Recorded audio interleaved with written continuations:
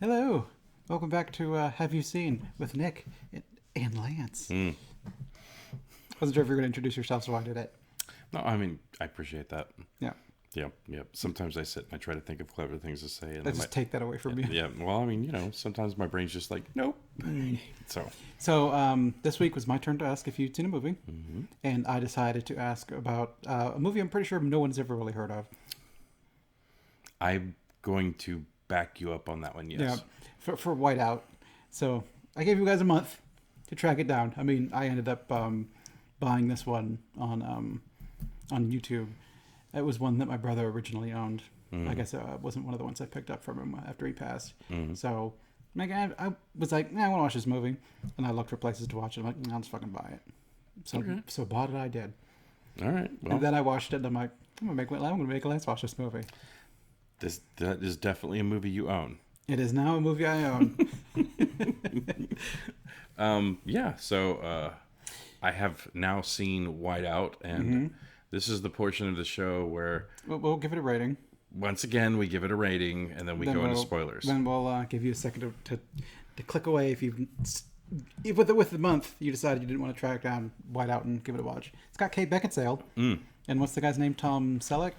Not Selleck. No, Tom it is Tom Skerritt. Skerritt. So if you're wondering who the hell's Tom Skerritt, he played Dallas in the Alien movie. So and he was also Viper in Top Gun? Viper in Top Gun. So but that's about all you'd probably know him from. I mean, that's for me. The Kate Beckinsale was I think the reason why my brother brought it. He was going through movies, and you have the picture of the title of the thing is just essentially mostly white, but her face, and then you kind of see like the Antarctic base below her, and then a Kate Beckinsale right on the top, and he's like, I'm gonna buy this. And your brother was like, good enough. Yep. Okay. Well, that's how me and Mike would watch movies. We'd go through the thing. I'd see a title called Osambi, and I'd be like, Mike is gonna watch that movie. So I would pick it up, and then me and Mike would sit and watch that movie. Okay. There was one Christmas in which I saw Osambi, and I'm like, I'm going to give that to Mike for Christmas. And then apparently he saw Osambi. He's like, I'm going to give Nick that for Christmas. And we gave each other movies, and we just happened to both give each other Osambi. On the same year? Yeah. Nice. Yep. Osambi? Yeah. It's a zombie movie, but with Osama bin Laden. I am now aware that's a thing that exists. Okay. Does he wake up at the bottom of the ocean? I don't know if it actually had Osama bin Laden in it, but it's kind of like that. It came out during like that post 9/11 era in which people were like, okay, terrorism bad, yeah, and then zombies good, zombies also bad. So it's not a good movie. Has that been going on that long? Like, I know the re-rise of the zombies was when Yes, what's Walking Dead came out. Dawn of the Dead. So yeah. So I mean, they were popular. Yeah, right. And the zombies coming. Okay. I think we're in a zombie out phase, but they'll come back at some point. Oh yeah, no. I know when it's like zombies, it comes and goes, it ebbs and flows. But like, I know for a fact that when The Walking Dead got popular, oh my god, everything was fucking zombies. Yep. And like, I was actually thinking about it the other day where a buddy of mine was like, I'm not really looking. I asked him if he'd watch She-Hulk, and he's like, meh. And I was like, why not? And he's like, I'm burnt out. And I'm like, how the fuck are you burnt out on superhero movies? I'm still in it. But then I remember how I got with zombies. Same thing. We've also been reading superhero comics since we were children. True. We're not going to burn out on superhero movies. No. I mean, this is literally. You can even see Marvel comics right there. Yeah, like, I mean, the thing with I almost feel like a Goonie, like, in this particular time period, because I'm just like, it's our time, it's my time right now, it's just I can get these crazy. movies as kids. I'm going to enjoy them as adults. Yeah, damn right. And then hopefully my boy will like them, but knowing my luck, he'll just be like, these movies are stupid. But so pedestrian. But anyway, so Lance, what do you think of Whiteout? If you were to give it a rating from 0 to 10. I would give Whiteout, I'll say a 5. Look at that. Jesus Christ, you're good at this game. I was waffling between 5 and 6, and I decided to go for a conservative 5. Okay. You're wow. I am super predictable. Okay, just because I'm curious, what am I thinking right now? You're thinking that Nick is thinking what I'm thinking. You are fucking good, bro. Wow. Okay. Well, then, Nick, if you were to give Whiteout a grade of 0 to 10, what would you give it? I'm feeling about a 6 for this one. A 6? Yeah, as in I kind of like it. Oh my god, I did it. Holy schnuts. Wow. Okay. So I was actually thinking about it and was kind of like, what would Nick give this movie? And you have it in your collection. That doesn't mean much. I just do remember look back to the Osambi talk. That is true. But I don't know if... Okay, I'll just say it now. If eventually one time you're like, Lance, have you seen Osambi? Then I know that truly does not matter. But I honestly, for the most part, we haven't really been making each other watch anything that would be like a 5 and under. Like I've noticed those have been creeping in on some of the randos that we've been doing. Yeah, but see, I figured going into it you would give it a middling grade, but it's still, I think there's stuff in it that's interesting, and I think it's a movie that no one's seen, and I just want to like shine a little light on it. Yeah, I mean, there's going to be a whole host of people who have... Okay, there's going to be 4 people who have never heard of this movie that are now going to know about it. So, yeah, Whiteout. I guess let's get into it. Yeah, all right. It's time for you to reach for your remote and pause, but you had a month, so you had plenty of time to look it up. Yeah. Man, Kate Beckinsale. I don't know what that means. That's a selling point for the movie. Name any other movie other than Underworld that she's been in. Is it called Love Actually? That's a movie? Yeah, it's like the one where speaking of Walking Dead, Rick Grimes like goes for like Kate Beckinsale and he's holding up stupid little signs and shit. All right, name one more. Serendipity. Is that the movie that are there in Hawaii? No. I don't think you've seen Serendipity. That's one of the ones that I'm going to make you watch at some point in time. I like Kate Beckinsale. Name one more. I already passed your stupid test. So I can name 4. I was going to say 3. So name one more. Well, Whiteout. Mm-hmm. No, I mean we're doing Whiteout. Well, you canceled out my Underworld. So it was going to be Underworld. It was going to be Love Actually, Serendipity. And then okay, all right, that was mean. All right. And I could do Underworld 2 and Underworld 4. I don't think she was in 3 because 3 was Rise of the Lycans. I don't know. Well, I think she was in the beginning of it, and then it's like a whole flashback thing, right? The third one, Rise of the Lycans, is a flashback to kind of give origin for stuff. How the werewolves became to be like they were. for the feud or whatever it was. Yeah, I don't know. I don't like those movies. I'm not a big fan, except for Kate Beckinsale. Yeah, that's a selling point for me. Yeah, I don't know. Like, there's not one movie that I can think of where I'm just like, oh my god, she was so good in that. It's not about her being good in it. It's about me liking Kate Beckinsale. Okay, sorry. Shit. All right, so let's crack this egg open. Yeah, you guys get that white out.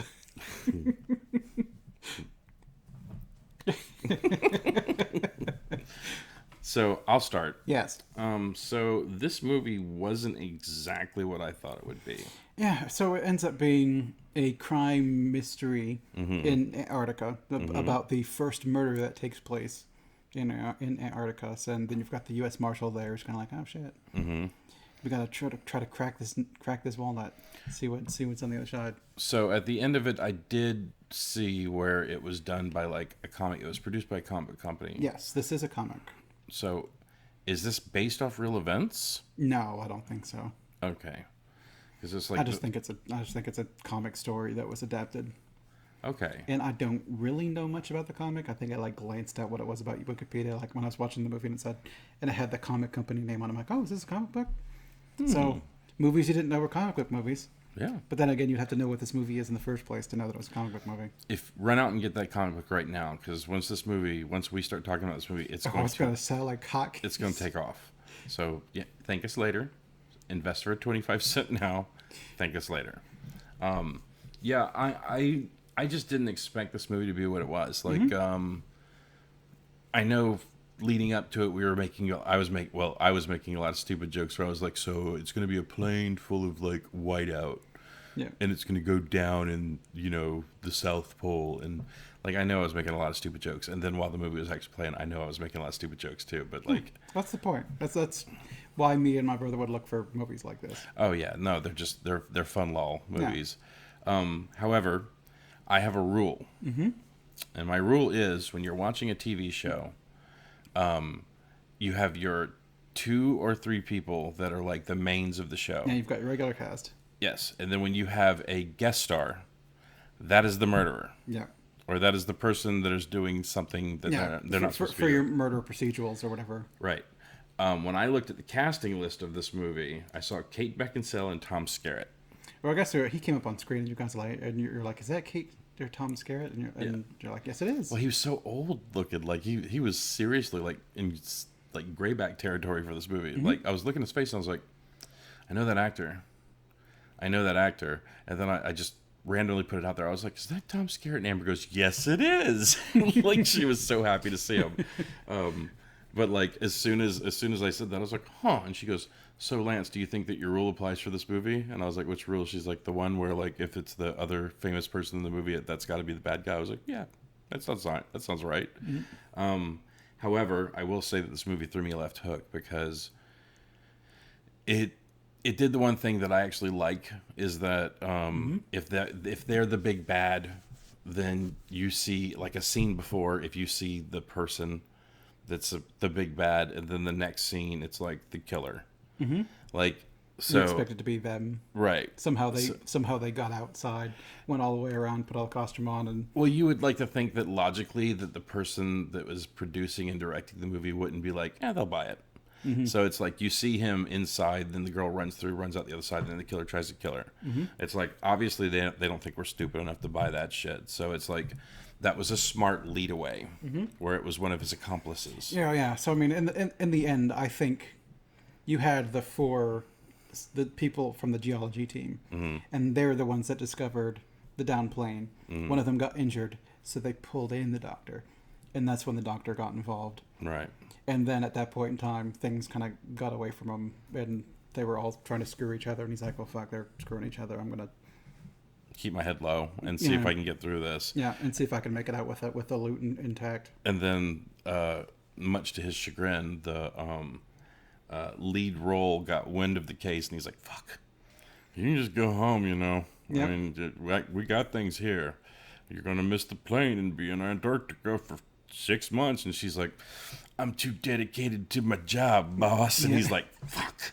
So, but yeah, I did not expect that, but I made the joke at the beginning. I was like, "Yep, it's him. He's the other star." Mm-hmm. And then by like the middle of the movie, I know I was like, "It's probably that guy, or it's probably that guy, or it's probably that guy." Yeah, they keep bouncing around between the UN guy or maybe the pilot, or even maybe I think his name was Sam, the guy that gave her the bejeweled dice. The only reason I guessed the pilot is the fact that the first dude was thrown out of a plane. Mm-hmm. And I was like, okay, what pilots have we met in this movie up to this point? You have the girl who's directing the air traffic, and then you have the dude who was actually flying the plane. Yeah. So that's why I was kind of like, okay, it could be him, but... And based on the build of the ice pick killer or whatever, wouldn't be the tiny little lady. No, and the dude was fast, so it wouldn't be Tom Skerritt. Yeah. Oh, my fucking hip. Yeah, no, it wouldn't be him. So it's like, that's kind of where I was like attacking it from that angle. Mm-hmm. But I mean, I will say that I was pleased, because when you were like, "Hey, Lance, have you seen Whiteout?" I was like, fuck. Oh my God, this is a movie he has on YouTube. This is going to be bad. This is going to be real bad. I own Sadako versus Kayako on YouTube. That was a fun movie. Yeah, that was okay. All right. I'll stop doing that. Well, even I own Total Recall on YouTube as well. I'll go to like Google Play and see what, if it's not streaming anywhere, and we're like, well, fuck, I need to watch it. I'm either gonna rent it. The Schwarzenegger one. I found a 5-movie Schwarzenegger pack for like $20. And Total Recall is in it. I'm like, ooh. So I bought 5 Schwarzenegger movies, and I think I've watched like the one. I've not gone back to watch the other ones. What's the other 4? One of them was the Jailbreak somewhat recent one. Like, I mean, I could fucking pull up my YouTube. I mean, honestly, it's not that important. No, it is. It's not that important. But so me owning something on YouTube is not a mark of quality or lack of quality. Mm-hmm. It just means You wanted to watch it. I wanted to watch it and it was streaming. It wasn't streaming. And I wasn't going to track down the DVD because where the fuck am I going to track down a DVD? MST3K, which movie did they do there? Oh, it was MS23K, the movie. I did buy that one because that's one that Tim and I would watch the shit out of.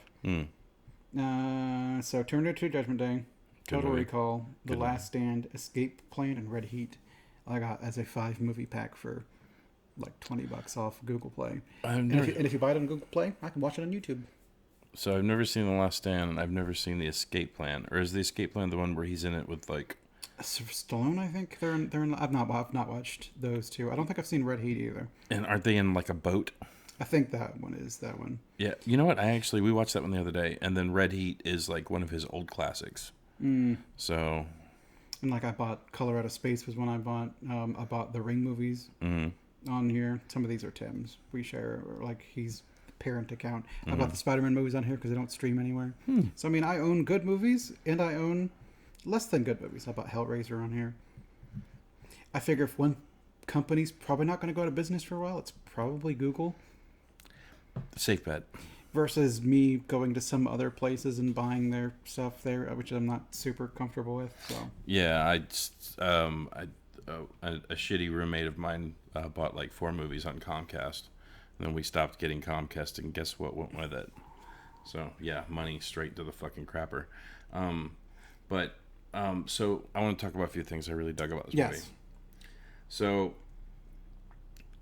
the premise of the flick is that they find something under the snow in Antarctica, and that they recover 4 vials of something worth killing for. Yeah, you're kind of you get the very start of the movie, the plane going down, and it was whatever it was on the plane was enough for all these people to turn against each other, and then you kind of discover that like, oh, there was cylinders, and the reason why UN guy was here is because these people made contact with an arms dealer up in a place. So maybe it's nuclear. Why an arms dealer? Like that's even like a further lead away that I didn't need. I wonder if it's just I know a shady guy. Got it. So and if you need to move illegal substances, he's a good fence. Yeah. So what I liked about it is that when we got to that point where it was like time to see what was in the vial, you were just like, pause. Yeah, so what do you think's in the vial? And I was like, yeah. What's a shitty thing that we're constantly killing each other over? Gold or diamonds? Probably gold. Most likely diamonds, because you could put a lot more of them. Yeah. In a small space. So and it's fucking diamonds. Which I think. At the base of the movie, like what the base of the story is very fucking by the numbers pedestrian. It's a murder mystery. My friend, he was in on it, and he betrayed me, and he was hiding the diamonds that they was going to steal. Oh, he didn't even have it. It's like whatever.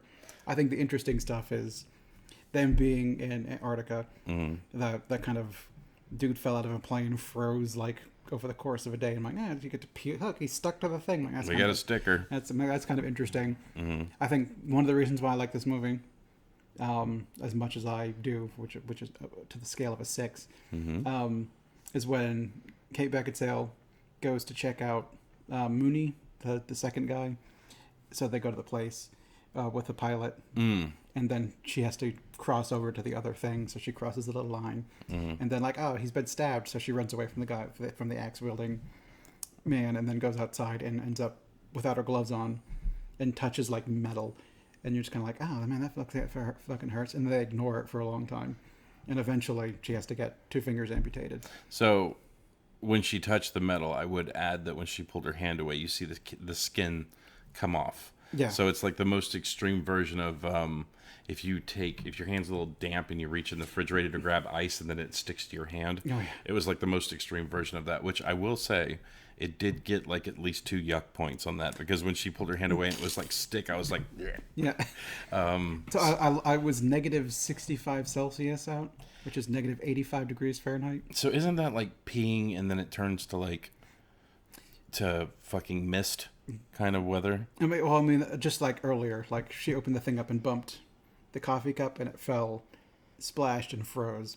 Yeah, like I guess my question is, at the very beginning of the movie, you see like 8 dudes go running by naked with their dongs flopping around. It's like, shouldn't that dong have frozen and fallen off?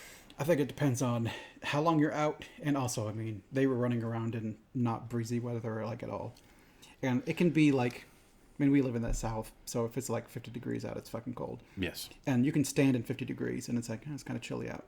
But if it's like 60 degrees, but with a breeze comes up, that's cold. That feels colder. Oh yeah, wind chill. So, so what you're saying is they were able to run around naked before the whiteout. Yes. So yeah, I thought that was interesting.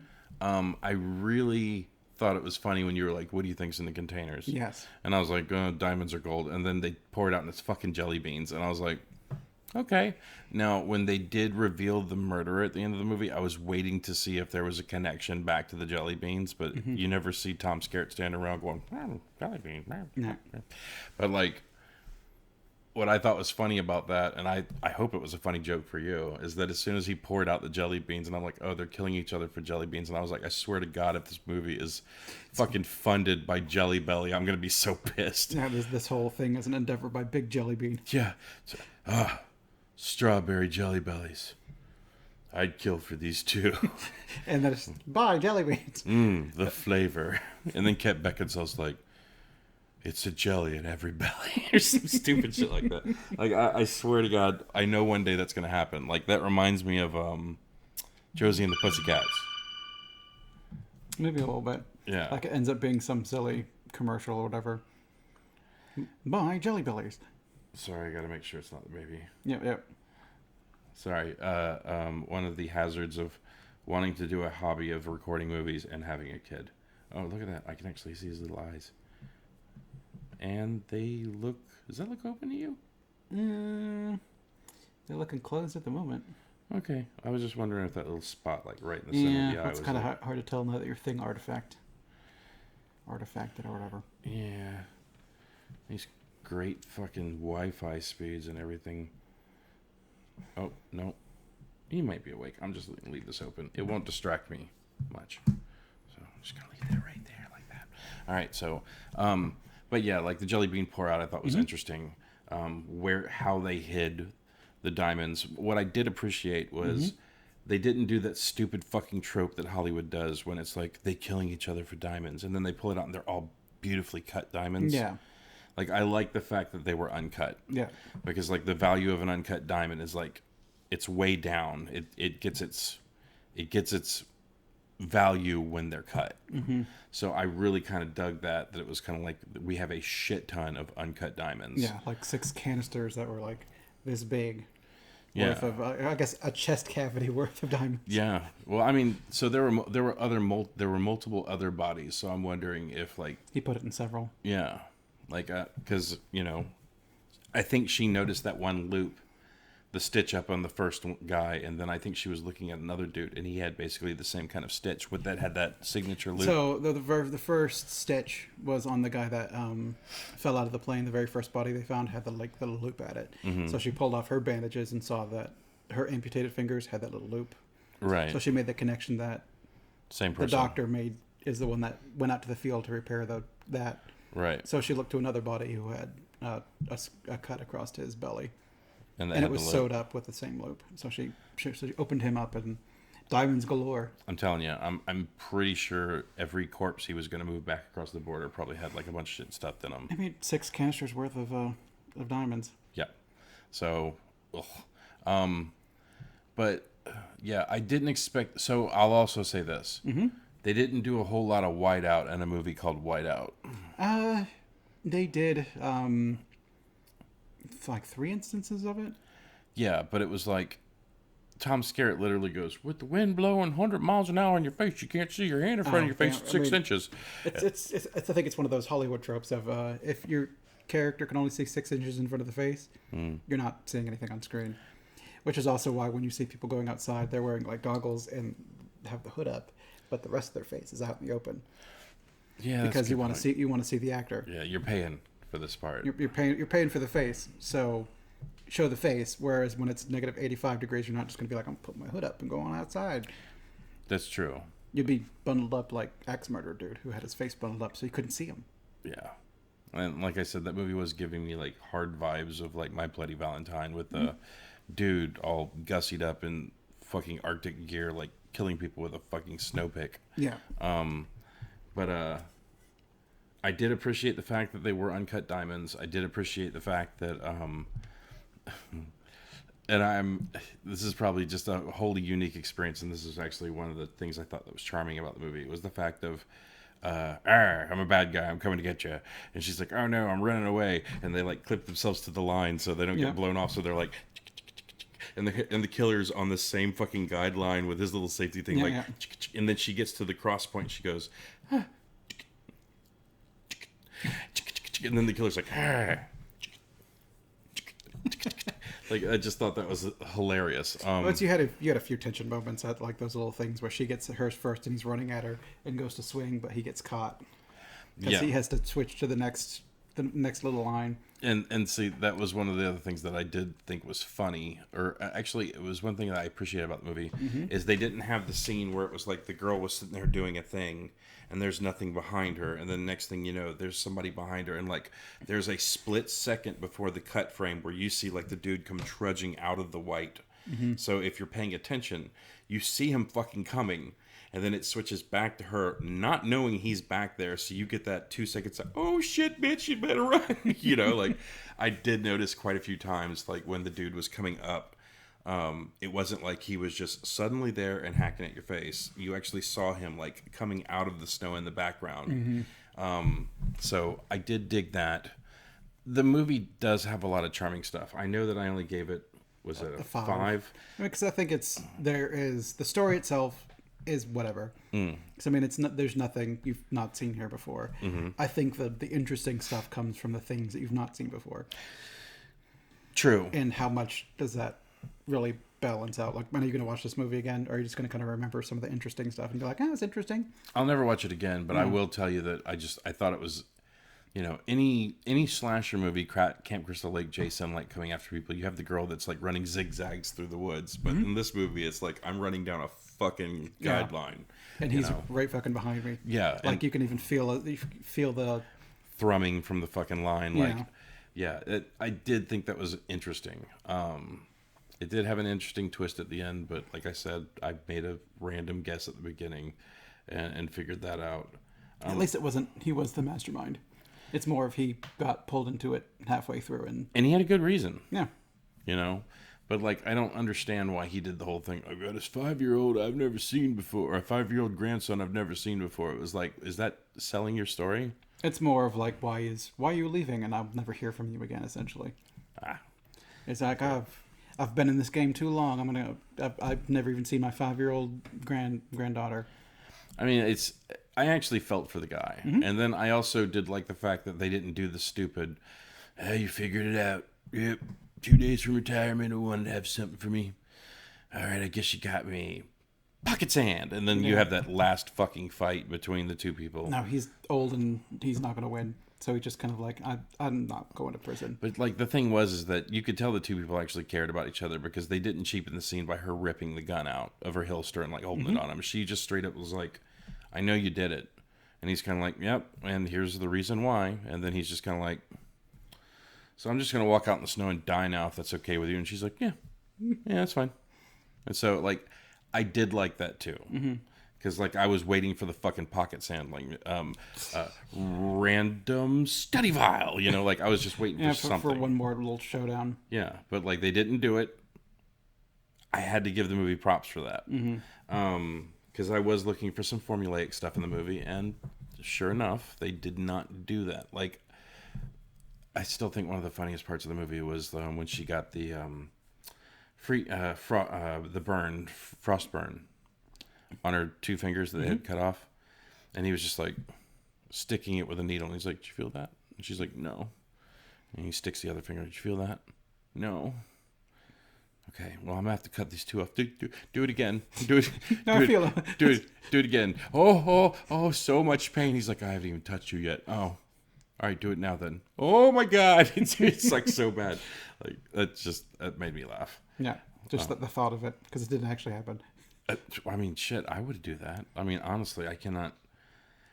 I don't remember what movie it was, but there was some stupid movie. And out of all your fingers, I mean, these are these are handy. Right. But if you've got to lose any, I don't want to lose these ones. Well, yeah, these are the money makers, right? Yeah. But then like these are support. They add the extra grip strength that you kind of really need. Yeah. But these are like the fine manipulators, and these are like the grip aid in the grip strength. I mean, I guess I never really thought about it before, but like really and truly, when you eat with a fork, Oh yeah, that's like you use these three. Yeah. But for some reason, like you close these underneath because that like seals the deal. That like locks the hand up. Mm-hmm. Otherwise, like these top fingers are just kind of drifting, you know. And I mean, you wouldn't be able to drink tea. Well, yeah. I mean, I think that was the biggest bummer of it. And it's like from now on, where she was like fancy. Now she's like, oh.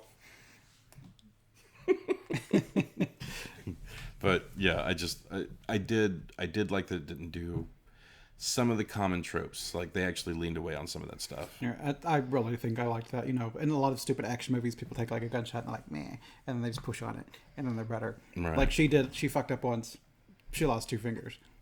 Yeah, but like I mean, they kind of did that in places. Like so when they ran in and saw, was it CJ or the pilot, and he got Stabbed. the dude ran around the corner and was like, let me ask you a question, and like stabbed him with the stupid axe. He was bleeding profusely from the chest. Yeah, yeah. Like that dude was fucking dead. Yeah. And then he like dragon forced it off later, where it was like she turned a corner and he's like, I got better. I think that was later. It was that would have been hours later at that point in time. I guess he was conscious and in bed, because that was after the big showdown. Right. Okay. And when she thinks, "Oh, we did it, we're safe," and then she goes inside, finds the body, and she's like, "Oh, there's still someone in here, still a killer." Dun dun dun. Yeah. And it's probably not the guy who got stabbed. Yeah. I was pleasantly surprised by this one. Thank you for asking me to watch it. Yeah, I think it's interesting, and I think kind of what sealed it for me to make you watch this was this movie. I looked up on Rotten Tomatoes. Mm-hmm. What do you think the critics gave this in a percentage wise on Rotten Tomatoes? I'm gonna have to go with a 35. 7%. 7%. And the audience is better, but it's only a 21%. Is this a 7% movie? No. Well, for critics, yes, because they're always wrong. So from the audience perspective, is this a 21% movie? No. I don't think it's that. It's not. I mean, just by my score alone, it's a 50% movie. Yeah. But I think that's also... People look at the percentages on Rotten Tomatoes, and they see 7%. And they're like, oh, this movie is 7%. It's more of... 7% of people would recommend it. 93% would not recommend it. Yeah, but I mean... It's more about freshness. And I guess freshness is like over 50% for them. So, 60. 60? So... 93% of people would have given this a 60% or higher. After watching Uncharted, I really don't give a shit what people rate anything anymore. Like, you could literally ask me to watch Mr. Popper's Penguins, and I'll go watch it. You know, like, I trust when you ask me to watch a movie, this movie holds some kind of value to you. And I said a long time ago, and my God, have I been proven so wrong so many times after saying this. If somebody put money into a movie, that if someone wrote up a script, if someone dreamed it, it has value and worth to somebody, which means it's probably worth a watch. I've been proven many, many, many times wrong, especially after an Uwe Boll movie about that. But that dude is all about the cash the check. And well, it's had value to him in that he made money off of making it. I mean, and then he stands behind him. Like, yeah. He knows what he's doing. Yeah, of course he knows. But then he pretends like he doesn't know what he's doing. And even the bad press is a good press, right? Yeah. So it was like the whole thing where he wanted to box his critics. I remember that. Yeah. I remember that. Yeah, let's get in the ring and fucking set. Like, man, it's still not gonna make your movies good. Yeah, it's like, dude, I'm a fucking critic. I'm a fat white guy. What do you want from me? Yeah. Oh, beat the shit out of you. Yeah, probably. Doesn't mean boxing doesn't translate to movies. Well, then guess what I'm going to do to your next movie without even seeing it? Sight unseen, 0%. But yeah, I mean, I honestly was kind of dragging my feet on this one because you did warn me ahead of time. You're like, I'm going to make you watch this movie. But you said, I'm going to make you watch this movie. Yeah. And when you said that, I was like, I'm going to make you watch every movie. Be like, I'm going to make you watch my favorite movie. I'm going to make you watch my not favorite movie. I just the way you posed it originally, I was kind of like, oh fuck, okay, we're getting into the bad ones now. So now there's some stuff I think is neat in this movie. Yeah, then it's overall it's like okay. Yeah, I mean it's right in the center. 5 just for the fact of there was some interesting stuff in it that I was just kind of like, okay, that's pretty gutsy to do that, and then not pull back from certain things. And then there's other stuff where I'm just kind of like, it's fine. Yeah, it's fine. I don't think I'll ever watch it again. Who knows? Maybe when we're like 70, and you come over and you're like, hey, remember this movie? And we put it on. We're just like, ah, shit, I don't remember any of this because I'm fucking old. But I mean, you know. So you're gonna watch it again in 2 weeks? So thanks for joining us. I think we're done here. No, probably at least 3. You fucking dick. And it's the worst part is it's actually getting that way. Like I literally today at work, I asked somebody something this morning, and then like a couple hours later I was like, hey, did you do this thing? And they're like, you just asked me that 2 hours ago. I was like, I did. So I'm either being fucking like gaslighted at work about certain things, or my memory's just going to shit. I think there's also just you go on autopilot or whatever too, and just don't put thought into shit you're not super excited about. So I started writing stuff down for these because like I know that you, our viewer, Amber and Tim and Franklin, maybe Allie, y'all watch this for this witty repartee, this our thoughts of these things. But like I actually wanted to. I feel bad when I watch certain movie reviews and they're like, the camera angle from this particular page gives you a sense of how the character feels looking up at the other person, and it's this very Nouveau-ian of like this Tarantino-esque. Like, I don't want to do that here. I didn't go to film school. I don't give a shit. No, I'm not here to commentate on like the director's. I just want to see a good flick, and sometimes I feel bad that there are a lot of beats. Like there's so many times when we do these recordings, as soon as we like cut the video, I'm like, oh fuck, I forgot to talk about this part. So when we were watching the other show that we're going to review, I actually started making little notes, and like I was actually laughing at some of the notes I was making. I was like, this is gonna be fucking hilarious on camera. And guess what I left at work? Oh, your notes? Yeah. So that's why you put them in the cloud. Yeah.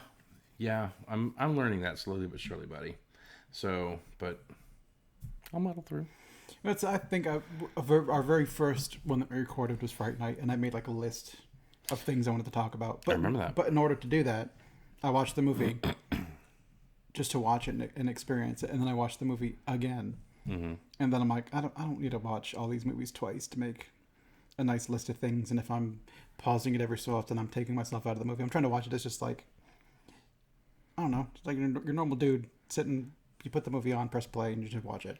Right. And how does it make me feel? What do I get from one watching of the movie? If the plot is so deep that I need to watch it 2 or 3 more times, I mean, the only movie that I've ever really had that experience about was The Big Lebowski. First time how many times have you seen it? Just once. Okay, it's definitely a movie you're gonna have to watch 2 or 3 times because like you watch it the first time, and you're like, that's amusing, and then you watch it the second time, and you're like, I didn't realize that was happening, and then you watch it the third time, and you're like, holy shit.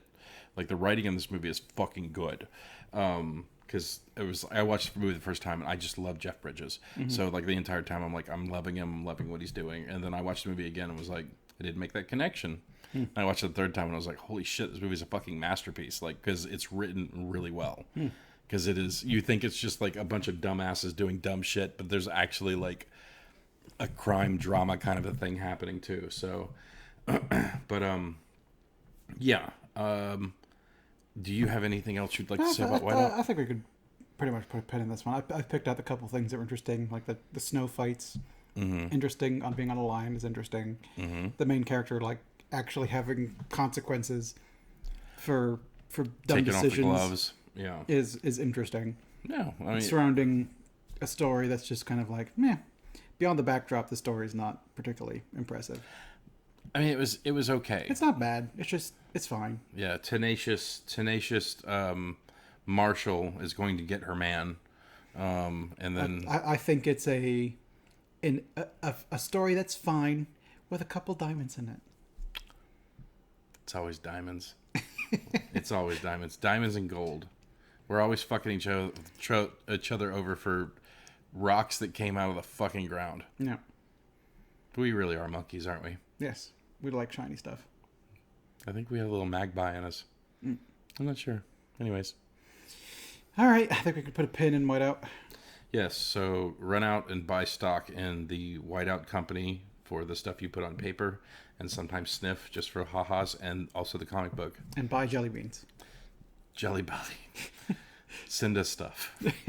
We love Jelly Bellies. I mean, you can just send me some free jelly beans. I like jelly beans. Yes. I guess it doesn't matter. Yeah. Harry I don't care who sends me jelly beans. Yeah. Send us free stuff. As long as they're not the Harry Potter snot jelly beans, whatever the fuck they are. Yeah, fuck those things. Also, I want sugar. they made like a sugar-free I think it was either a jelly bean or a fucking gummy bear, but apparently it gave you like the atomic shits Oh yeah. after you ate them. Yeah, it was a gummy bear, I think. Okay. Yeah, don't send us that. Or do. And let's see what kind of comedy we can milk out of that. Or do. All right, Lance. So, Nick, Yes. I was thinking long and hard about this, and by long and hard, I'm talking like 5 minutes before we started recording. You should write this shit down. Yeah. Hey, Nick. Yes. Have you seen the Rocky Horror Picture Show? Yeah, I've never seen it. Okay. I know one song, thanks to the Drew Carey Show. What is that? The Time Warp. Got it. Yes. And I guess just various things I've picked up through the social zeitgeist. Why the fuck would the Drew Carey Show have that? Because the gang was gonna go see Rocky Horror Show, but it was out of the theaters and some other musical was in it. Yeah, that Mimi and them were gonna go see, and then they had like a dance battle between the two, switching between Time Warp and whatever the other one was. I think it was like ABBA or something. I don't know. I'm gonna have to find that episode because that sounds actually fairly amusing. But yes. So, in 2 weeks, A month. yeah, First week in November. yes. So We're in October now. Rocky Horror Picture Show, we're finally doing it. Yes, right after Halloween. I mean, technically, we could do this one because it is a horror. No, I want to. Every month is Halloween because fuck Christmas. Yeah. I'll watch spooky movies all the time. Oh God, yes. Well, it's top 3 of my favorite genres. First being comedy, and the second being I like action adventure kind of bullshitty movies, action. Yeah. Just and also trash movies. I like trash movies. we just like movies, and that's why we do what we do, and that's why you watch us. Or because you're our friend. Mainly because you're our friend. All right. All right, I think we put a bow on this one. Thank you for joining us. You have yourself a month to rewatch Rocky Horror Picture Show and join us next time. And then like, subscribe, comment, do all the things. Tell us what you think about shock treatment. Shock treatment? Yes. So Rocky Horror Picture Show is the adventures of Brad and Janet. Okay. Shock treatment is the further adventures of Brad and Janet, which is connected but not. And there are some people that are going to be like, huh, and there's going to be a lot of people who are like, what the fuck is he talking about? Especially someone who hasn't seen the movie. Yeah. So, just comment below and let us know what you think. Yeah. Also, put us down below. Comment down below for So, like, you've never heard of Whiteout. Like, who the fuck has heard of Whiteout? Give us another like movie that's like in the single digits on on Rotten Tomatoes or something like that. That's a movie that people like hated and was forgotten, but it's actually like okay. And there's some gems in it. Extra points if it's 25 and below. Yes. So Extra imaginary internet points. Yes, you will win the internets as far as we're concerned if you do that. Yeah. All right. All right. Bye, everybody. See yas.